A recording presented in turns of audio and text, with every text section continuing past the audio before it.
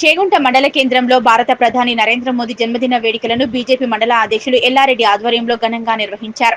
ఈ సందర్భంగా శ్రీ ఉజ్జయిని మహంకాళి దేవాలయంలో ప్రత్యేక పూజలు నిర్వహించిన అనంతరం ఆసుపత్రిలో పండ్లు పంపిణీ చేశారు. ఈ సందర్భంగా వారు మాట్లాడుతూ దేశ ప్రధాని నిండు నూరేళ్లు ఆయురారోగ్యాలతో జీవించాలని, భారతదేశానికి యుగ పురుషుడు నరేంద్ర మోదీ అని కొనియాడారు. అన్ని దేశాల కంటే భారతదేశం ముందంజలో ఉందని, అభివృద్ధిలో అన్ని రంగాల్లో భారతదేశం దూసుకుపోవడానికి కారణం నరేంద్ర మోదీ అని, ఆ ఘనత ఆయనకే దక్కుతుందన్నారు. గుజరాత్ రాష్ట్రానికి ముఖ్యమంత్రిగా 3 సార్లు ఎన్నికై రాష్ట్రాన్ని అన్ని రంగాల్లో అభివృద్ధి పరిచిన ఘనత నరేంద్ర మోదీ. భారతదేశానికి ప్రధానమంత్రిగా బాధ్యతలు స్వీకరించిన తర్వాత ఎన్నో సంక్షేమ పథకాలు ప్రవేశపెట్టి పేదవారికి అనేక రకాలుగా సహాయ సహకారాలు అందిస్తున్న ఘనత భారత ప్రధాని నరేంద్ర మోదీదేదన్నారు. చిన్న చిన్న వర్తకాలు తమ వ్యాపారాలను సజావుగా చేసుకునేందుకు జీఎస్టీ వెసులుబాటు కల్పిస్తూ సుంకాలు తగ్గించి వ్యాపారస్తులు తమ వ్యాపారాలు సజావుగా కొనసాగించేందుకు వెసులుబాటు కల్పించిన ఘనత నరేంద్ర మోదీదేదని అన్నారు. రష్యా, చైనా దేశాలు కూడా మోడీ బాటలో నడుస్తున్నాయన్నారు. భారత మాత దేశానికి ఒక ముద్దుబిడ్డ అయినటువంటి నరేంద్ర మోదీని అందించిందన్నారు. ఈ కార్యక్రమంలో బీజేపీ మండల శాఖ అధ్యక్షులు ఎల్లారెడ్డి, కరణం గణేష్, రవికుమార్, చిలకమర్రి గోవింద్, రఘువీర్రావు, చింతల భూపాల్, కొండిస్వామి, సాయిబాబా, సత్యనారాయణ, భిక్షపతి, వెంకటేష్, శేఖర్ గౌడ్, నరసింహులు గౌడ్ తదితరులు పాల్గొన్నారు.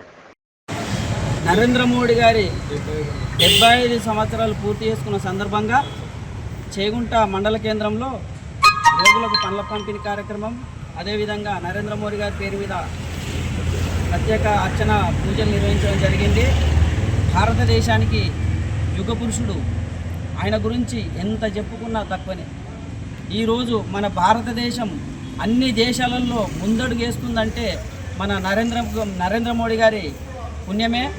ఆయన యొక్క ఉదార భావానికి, ఉదార స్వభావానికి ఇలా భారతదేశము అన్ని రంగాలలో ఈ రంగం వెనుకబడిందని లేకుండా అన్ని రంగాల్లో ముందుకు దూసుకుపోతూ ఉన్నది. మేము దేవుణ్ణి కోరుకున్నది ఒకటే, ఆయన 100 సంవత్సరాలకు పైబడి ఇలాంటి పుట్టినరోజులు ఎన్నో జరుపుకోవాలి, ఇలాంటి సేవలు భారతదేశానికి ఎంతో అందించాలని చెప్పి మేము చేగుంట మండల శాఖ తరఫున కోరుకుంటా ఉన్నాం.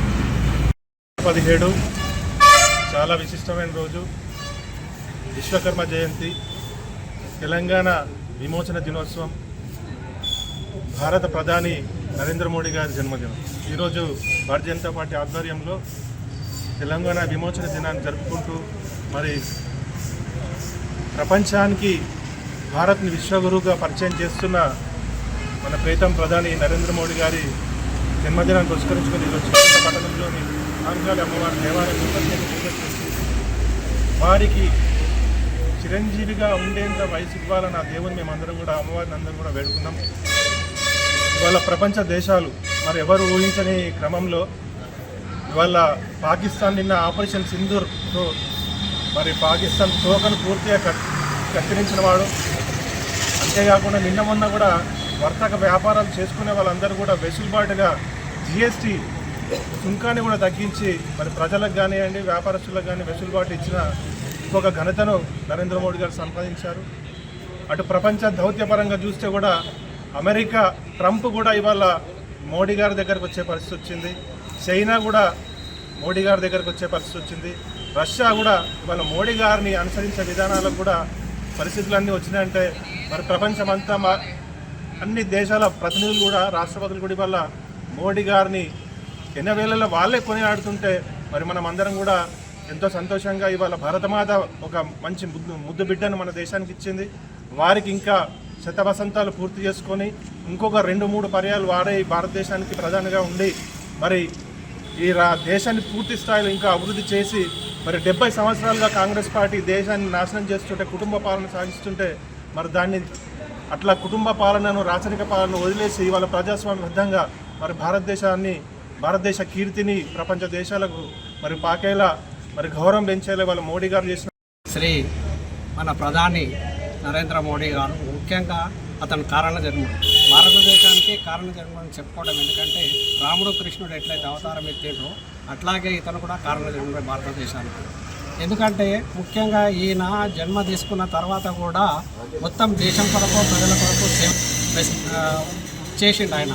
దాని తర్వాత ఏంటి అంటే ముఖ్యమంత్రిగా, గుజరాత్ ముఖ్యమంత్రిగా 3 సార్లు ఎన్నికై 100% సక్సెస్ఫుల్ అయిన తర్వాత సారస్వతిగా ఎన్నికలు వచ్చినప్పుడు 11 సంవత్సరాల క్రితం వచ్చినప్పుడు బీజేపీ ఎట్లయితే అధికారంలో వస్తుందన్న ఆలోచనలో ఉన్నప్పుడు నరేంద్ర మోడీ గారి వాయిస్, నరేంద్ర మోడీ గారి చరిష్మా, నరేంద్ర మోడీ గారి ముఖం చూసి మొత్తం సింగిల్ డిజిట్ ఏ పార్టీతో అలయన్స్ లేకుండా ఫస్ట్ టైం మనం పరిపాలన బీజేపీ ప్రభుత్వం ఏర్పడ్డది, భారతదేశంలో బీజేపీ ప్రభుత్వం ఏర్పడ్డది.